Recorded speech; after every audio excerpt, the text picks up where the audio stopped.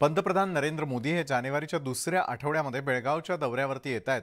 या दरम्यान मोदींना भेटण्यासाठी महाराष्ट्र एकीकरण युवा समितीच्या शिष्टमंडळानं वेळ मागितली आहे आणि यासाठी युवा समितीनं पत्रव्यवहार देखील केलेला आहे। हे पत्र पंतप्रधान कार्यालयानं स्वीकारून पंतप्रधानांच्या सचिवांकडे वर्ग केल्याची माहिती कळते आहे। वर्षानुवर्षे कर्नाटक सरकारकडून बेळगावातील मराठी भाषिकांवर होत असलेल्या अन्यायाचे आणि सीमा भागातील मराठी जनतेच्या व्यथा पंतप्रधानांसमोर मांडण्यासाठी मोदींची वेळ मागण्यात आलेली आहे।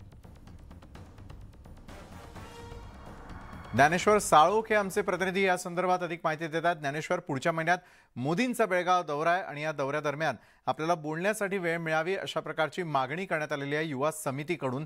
काय त्यामध्ये नमूद करण्यात आलेलं आणि पंतप्रधान कार्यालयाकडून काय उत्तर मिळालंय?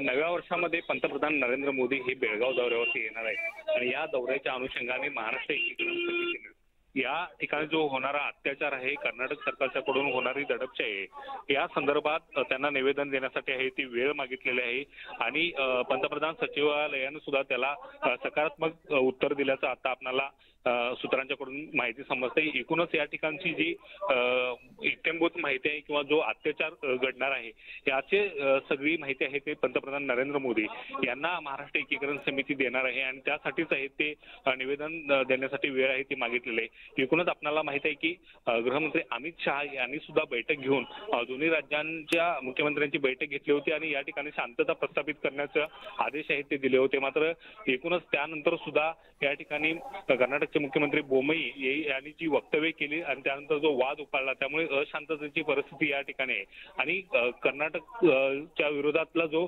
महामेळावा महाराष्ट्र एकीकरण समिती घेणार होती तो दडपण्याचा प्रयत्न सुद्धा झाला होता।